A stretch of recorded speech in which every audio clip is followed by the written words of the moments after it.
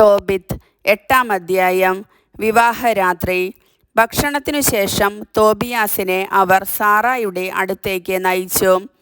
അവൻ റഫായേലിൻ്റെ വാക്കുകൾ അനുസരിച്ച് ധൂപകലശത്തിലെ തീക്കനലിൽ മത്സ്യത്തിൻ്റെ ചങ്കും കരളും ഇട്ടു പുകച്ചു. മണമേറ്റപ്പോൾ പിശാച് ഈജിപ്തിൻ്റെ അങ്ങേയറ്റത്തേക്ക് പലായനം ചെയ്തു. ദൂതൻ അവനെ ബന്ധിച്ചു. മണവറയിൽ അവർ തനിച്ചായപ്പോൾ തോബിയാസ് എഴുന്നേറ്റ് സാറായോട് പറഞ്ഞു, നമുക്ക് എഴുന്നേറ്റ് കർത്താവിൻ്റെ കാരുണ്യത്തിനായി പ്രാർത്ഥിക്കാം. തോബിയാസ് ഇങ്ങനെ പ്രാർത്ഥിച്ചു, ഞങ്ങളുടെ പിതാക്കന്മാരുടെ ദൈവമേ, അവിടുന്ന് വാഴ്ത്തപ്പെടട്ടെ.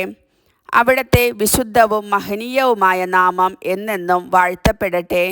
ആകാശവും അങ്ങയുടെ സകല സൃഷ്ടികളും അങ്ങയെ വാഴ്ത്തട്ടെ. അവിടുന്ന് ആദത്തെ സൃഷ്ടിച്ചു. അവന് തുണയായും താങ്ങുമായും ഹവ്വായെ ഭാര്യയായി നൽകി. അവരിൽ നിന്ന് മാനവവംശം ഉത്ഭവിച്ചു. അവിടുന്ന് പറഞ്ഞു, മനുഷ്യൻ ഏകനായിരിക്കുന്നത് നന്നല്ല.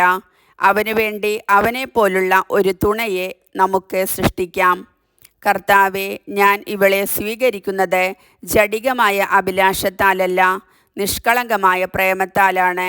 അങ്ങയുടെ കാരുണ്യം എനിക്ക് ഉണ്ടാകണമേ. ഇവളോടൊത്ത് വാർദ്ധക്യത്തിലെത്തുന്നതിന് അവിടുന്ന് അനുഗ്രഹിച്ചാലും. അവൾ ആമേൻ എന്ന് ഏറ്റുപറഞ്ഞു. അവർ ഇരുവരും ഉറങ്ങാൻ കിടന്നു. എന്നാൽ അവനും മരിക്കും എന്ന് വിചാരിച്ച് റഗുവേൽ എഴുന്നേറ്റുപോയി ഒരു ശവക്കുഴിയുണ്ടാക്കി. അതിനുശേഷം അവൻ വീട്ടിൽ വന്ന് ഭാര്യ യത്നായോട് പറഞ്ഞു, ദാസികളിൽ ഒരാളെ അയച്ച് അവൻ ജീവിച്ചിരിക്കുന്നുവോ എന്ന് അന്വേഷിക്കുക. മരിച്ചെങ്കിൽ ആരുമറിയാതെ നമുക്ക് അവനെ സംസ്കരിക്കാം. ദാസി ചെന്നു നോക്കിയപ്പോൾ 2 പേരും സുഖമായി ഉറങ്ങുന്നതു കണ്ടു. അവൾ തിരികെ വന്ന് അവൻ ജീവിച്ചിരിക്കുന്നുവെന്ന് അറിയിച്ചു. അപ്പോൾ റഗുവേൽ ദൈവത്തെ സ്തുതിച്ചുകൊണ്ട് പറഞ്ഞു, ദൈവമേ, നിർമ്മലവും പരിശുദ്ധവുമായ സ്തുതികളാൽ അവിടുന്ന് വാഴ്ത്തപ്പെടട്ടെ. അവിടുത്തെ വിശുദ്ധരും സകല സൃഷ്ടികളും അവിടുത്തെ വാഴ്ത്തട്ടെ. അവിടുത്തെ ദൂതന്മാരും അവിടുത്തെ തിരഞ്ഞെടുക്കപ്പെട്ട ജനവും അങ്ങയെ എന്നേക്കും വാഴ്ത്തട്ടെ. അവിടുന്ന് വാഴ്ത്തപ്പെട്ടവൻ.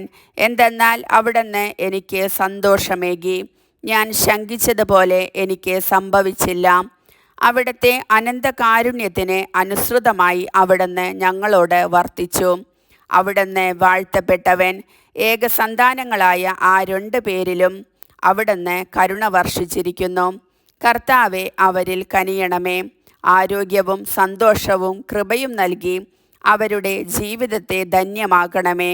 അനന്തരം അവൻ ശവക്കുഴി മൂടിക്കളയാൻ ഭൃത്യന്മാരോട് ആജ്ഞാപിച്ചു.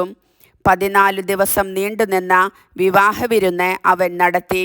വിരുന്നു ദിവസങ്ങൾ കഴിയുന്നതിന് മുമ്പ് വിവാഹവിരുന്നിൻ്റെ 14 ദിവസവും പൂർത്തിയാകാതെ അവിടം വിട്ട് പോകരുതെന്ന് റഗുവേൽ തോബിയാസിനോട് നിർബന്ധമായി പറഞ്ഞു. അതുകഴിഞ്ഞ് തൻ്റെ സ്വത്തിൻ്റെ പകുതിയും കൊണ്ട് പിതാവിൻ്റെ അടുത്തേക്ക് മടങ്ങാമെന്നും തൻ്റെയും ഭാര്യയുടെയും മരണത്തിനു ശേഷം മറ്റേ പകുതിയും അവന് ലഭിക്കുമെന്നും റഗുവേൽ പറഞ്ഞു. കർത്താവിൻ്റെ വചനം.